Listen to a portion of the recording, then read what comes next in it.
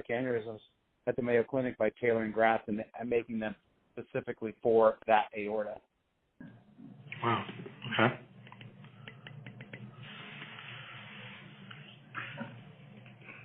Sorry, how do you make a graft specifically for a certain aorta? Is it like a 3D printer or something? I mean, how do they do it? That sounds... I'm sorry. How do we treat an ascending aorta?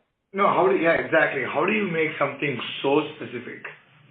For an ascending aorta. So for the ascending aorta, there's available grafts that are available in Canada and Europe. There's none available for the United States yet. How we've had to do those is had to tailor the grafts that are available off the shelf and cut them to length. One of the problems with the ascending aorta is from the sinotubular junction to the artery, the first artery to the brain and the arm. That's only around 6 centimeters, 7 centimeters, max 8 centimeters, and the shortest graft available off the shelf is 10. So if you put in a 10 centimeter graft into that ascending aorta, you will cover a coronary or cover the brain vessels and kill a person.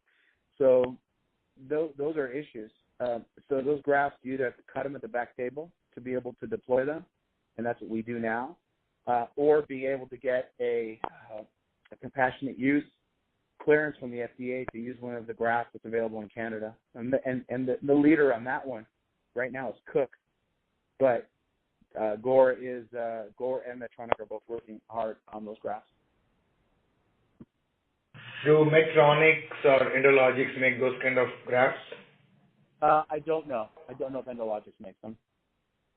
And it is correct. That article that was on NBC News, it's called "New Approach to Abdominal Aortic Aneurysm Saves Lives," and it was on NBC News for the Mayo Clinic. And it's really a nice article. I remember listening to it at night in the evening news, and it was about how they are the same thing we do, tailored grafts. Okay. One of the other questions, as I see how much sort of pre-planning and prep time occurs and how you guys work, I guess collaboratively with these clinical labs in the industry.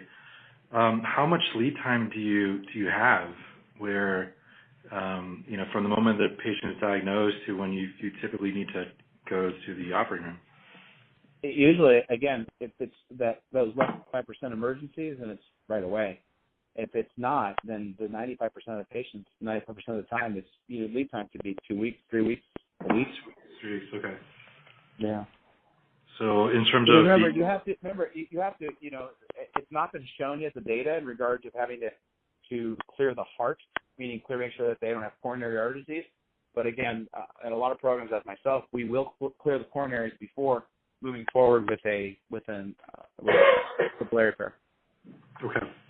So in terms of ordering these grafts, do you keep like an inventory or stock on the shelf, or do you order them only when you have patients who need them? So we have in-house, we have the set of very kind of broad grafts. So we have enough for a rupture. So if somebody is flown in for a rupture, so we probably have, I think it's like 8 to 10 grafts on shelf that are here, and they're usually on consignment. Another big issue with newer companies, they won't consign, and you have to purchase, and the hospital won't purchase. So they're on consignment. And so those grafts are here. And the reps from industry know what grafts are here. So that's how they're able to help you with a rupture if you have somebody.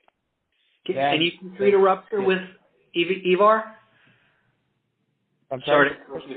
You can treat a rupture with EVAR, or is that surgical only? Oh, no, absolutely. We treat them with EVAR. Okay, thank you. Yeah, absolutely. We treat them with EVAR. And, they're usually at specialized centers to be able to do them because they have high morbidity and mortality.